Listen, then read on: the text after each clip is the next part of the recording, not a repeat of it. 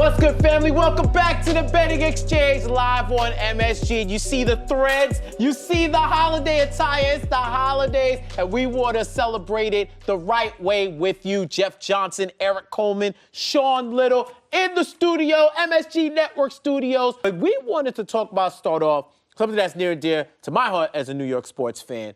Who's next? Who's next to win a New York championship? So now, I'm sorry, Buffalo, I don't think we're counting state, we're just counting city. The last to do it, 2021 NYCFC and 2011 in the New York Football Giants. My question to you, is there any New York team in the last 10 years that you were confident that were going to win it but didn't end up doing it?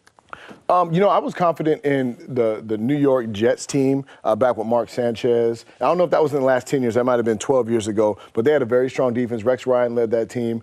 Great defense with Bart Scott on the defensive side. They had all kinds of weapons offensively. It seemed like they had the team to do it. They lost in the AFC Championship, but they got close. The Yankees this year, it felt like it was finally time to get over the hump. They haven't won one in quite some time. They started the season so strong. Judge had put the contract behind him, was just handling his business on the field. They looked so good to start the year and then tailed off towards the end. Picked it up a little bit in the playoffs. I thought this was going to be the year the Yankees got it done. It wasn't. Yeah, I hear you. I think for me it would be, I think it was the 2015 Mets, the Mets that went to the World Series and lost to the Royals. Yeah. They just seemed to have everything together, young team, and they were the favorite. And Kansas City singled them to death en route to winning that title. They played small ball the whole way, and put it in play, make an error. We're going to force y'all to create forced errors, and they were able to do so. So that was a team that was like really disappointing. Other teams, they had hopes for me, but I think that team, because they made it all the way there, and I also say probably the Yankees team that lost to the Astros the first time en route to to their World Series. You know, they was banging on garbage cans and doing all of that, but still, they were strong enough. I think they should have overcame them. Now, Erik, for you as a athlete who played on a New York sports team, played with the Jets, is this whole idea of playing in New York pressure, is it all mental? Is there any real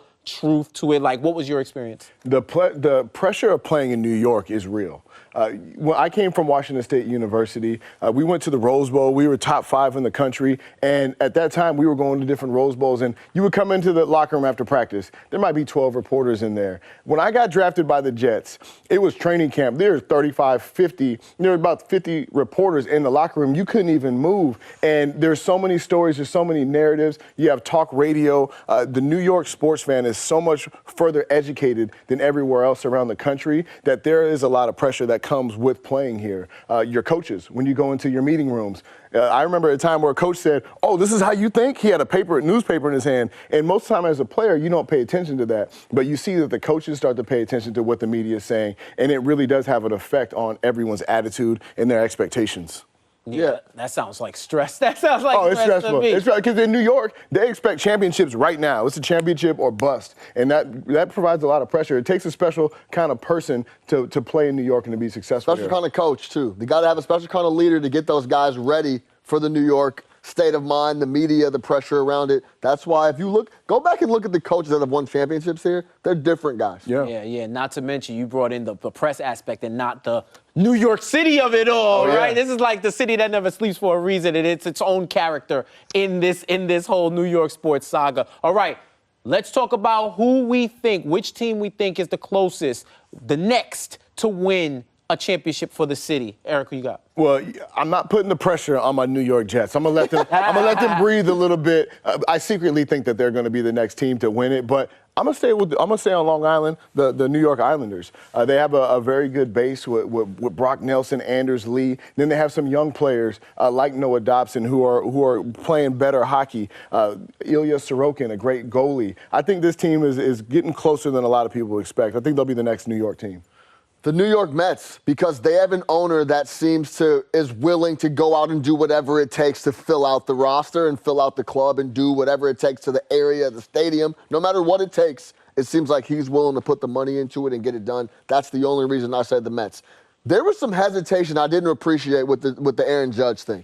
It never even should have got to that. He might go to San Francisco. Steinbrenner was a little there was a little hesitation there. Yeah. That's not the case when it comes to the Mets. They spend, they're ready to go. That's why I'm picking the Mets to win the next title. Yeah, I picked the Giants, and I say that because football has the most parity of any sport where when you get into the playoffs, one game to win it all. And what I've seen from them this season, it seems like they're on the right path and almost accelerated in their process. So no pressure, Giants, but I got faith on you, all right? More to come. FedEx Holiday Special. Don't go anywhere. We'll be right back.